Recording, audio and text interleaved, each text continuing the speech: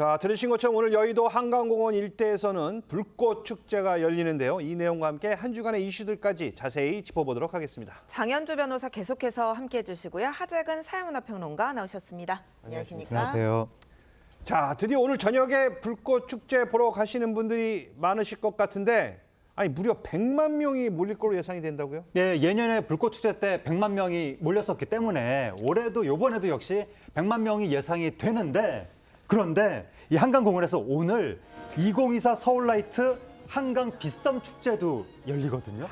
두 개 행사가 동시에 열리는 거예요. 네. 상당한 혼잡이 예상이 됩니다.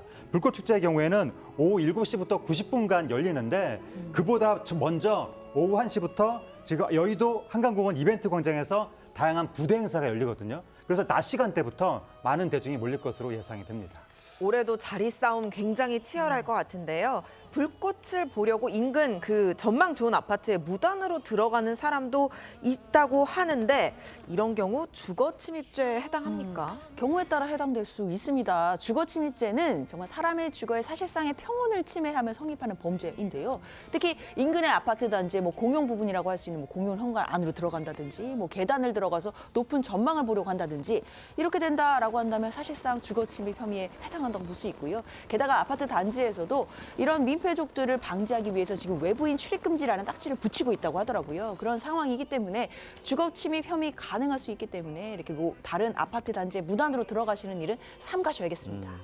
알겠습니다. 자, 올해부터 이 불꽃을 또 볼 수 있는 유료 좌석이 생기면서 이 안표상도 등장했다고 하는데 문제는 이게 안표뿐만 아니라 이 중고거래 사이트에 보면요. 우리 집에서 불꽃이 잘 보인다. 그러면서 비싼 가격에 팔고 그런다는데 이거는 좀 어떻게 좀 문제가 되실 수 있지 않을까요? 다양한 일들이 벌어지고 있는데 제가 옛날에 불꽃을 코앞에서 보고 쟤를 뒤집었었을 때는 유료 좌석이 없었거든요. 네. 근데 지금 올해부터 유료 좌석 16만 5천 원짜리 좌석이 생긴 거예요. 예. 근데 이게 지금 중고거래 사이트에서 20만 원에서 25만 원 상당의 안표가 거래되고 있다고 하는 겁니다. 안표 자체가 문제가 있는 거고 그다음에 또 이제 바가지 요금도 문제가 되고 있는데 인근 호텔의 숙박권이라던가 식당의 식사권 이런 게 평소 기존 가격 대비 2배가 넘는 가격에 지금 거래되고 있다고 합니다.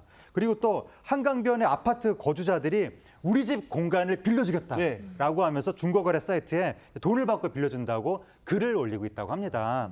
여기도 남의 개인 집이니까 그걸 빌리는 과정에서 또 무슨 일이 발생할지 좀 알 수가 없는 것이고 그다음에 최근에 그 네티즌들 사이에서 한강변에 불꽃놀이가 잘 보이는 아파트가 어디냐 이것도 지금 화제가 되면서 리스트가 돌아다니고 있다고 합니다. 한강에 사람들이 아무래도 굉장히 많이 몰릴 거기 때문에 한강은 피하고 싶다. 이런 분들에게 소개해 줄 만한 혹시 명당 자리 아십니까? 저도 이번에 새롭게 알게 된 명당이 있습니다. 있어요. 그러니까 한강에는 사람이 너무 많잖아요. 그 조금만 떨어진 곳에 가면 명당들이 있는데요. 이촌 한강공원이 먼저 손꼽힙니다. 여기는 당연히 한강 근반보다는 인파가 좀 더 적고요. 그리고 한강 뷰는 또 제대로 볼 수 있는 곳이기 때문에 또 숨은 명소로 자리매김하고 있습니다. 게다가 노량진의 사육신 역사공원도 명당으로 꼽히는데요. 여기가 아까 높은 지대에 위치해 있기 때문에 조금 내려다볼 수 있다라는 장점까지 있습니다. 그리고 선유도 공원도 또 명당으로 꼽히는데 이곳은 자연과 함께 그리고 공원에 꾸며진 조경과 함께 한강뷰를 볼 수 있기 때문에 아름다운 불꽃놀이를 볼 수 있는 또 숨은 명당으로 전해지고 있습니다.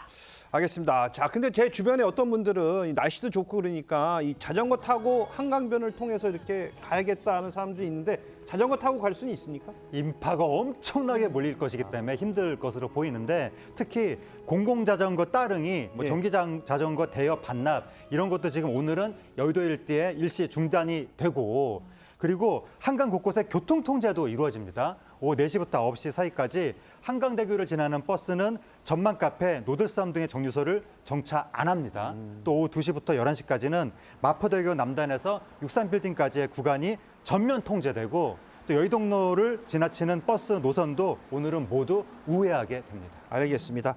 자, 어쨌든 이 무엇보다도요. 이 안전이 제일 중요합니다. 안전하게 행사가 잘 마무리되길 바라겠습니다. 자, 계속해서 다음 소식도 살펴보도록 하겠습니다.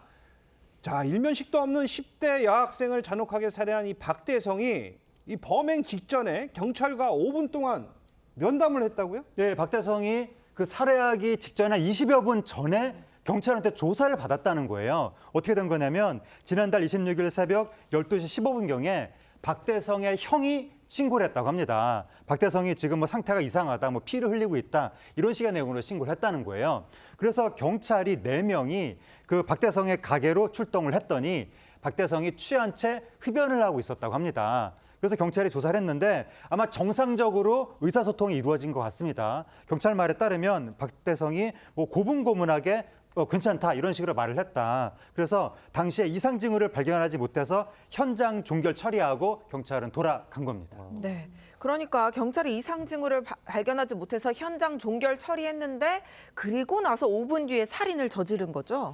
그렇죠. 경찰이 이제 현장을 떠난 뒤에 박대성이 한 8분 정도 가게에서 머물렀다고 합니다. 그런데 그 이후에 밖으로 나와서 길을 걸어가고 있던 피해자를 뒤따라가서 살인을 저지른 건데요. 그러니까 결과적으로는 경찰과 직접 대면한 뒤 20분 만에 살인을 저지른 것이 되어버렸습니다. 따라서 경찰이 이 폭력 전과도 있는 박대성에 대해서 좀 더 순찰 조치를 하거나 보호 조치를 했더라면 이런 참혹한 결과가 없지 않을까라는 아쉬움도 드는 것은 분명합니다. 알겠습니다. 이 포털 안에선 박대성은 앞머리로 얼굴을 가린 채 고개를 숙였습니다. 그 모습부터 보고 오시죠. 범행 기억 아직도 안 나십니까? 기억 안 나요? 죄송합니다. 기억 전혀 안 나요? 조금씩 나고 있습니다. 조금씩 어디까지 기억이 나요? 어디까지 기억나요? 범행 계획하셨습니까?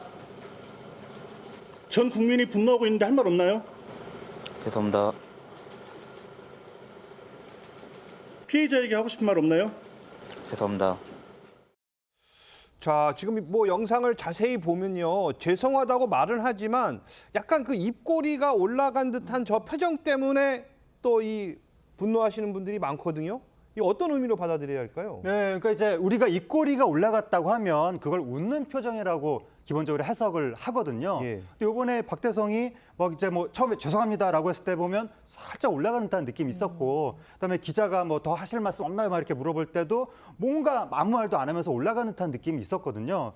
그래서 이게 박대성의 원래 얼굴 구조가 표정이 그냥 무표정인데 저런 것인지 네. 아니면 정말로 웃는 것인지 그걸 확인할 수는 없는데 그 살해 사건 직후에도 박대성은 뭔가 CCTV 잡혔을 때 웃는 것 같은 표정이 눈에 띄기도 했었거든요. 네. 그래서 네티즌들이 지금 자꾸 웃으면서 죄의식이 전혀 없는 거 아니냐 그런 얘기를 하고 있는데 이번에 또 저런 표정이 나타나니까 그 정확히 어떤 표정인지 아직 확인은 되지 않았지만 사람들이 웃는 거라고 받아들이는 거예요. 그래서 네티즌들이 지금 뭐 또 웃고 있다. 죄송한 표정이 아니다. 악마를 본 듯하다. 이런 반응을 보이고 있습니다. 네.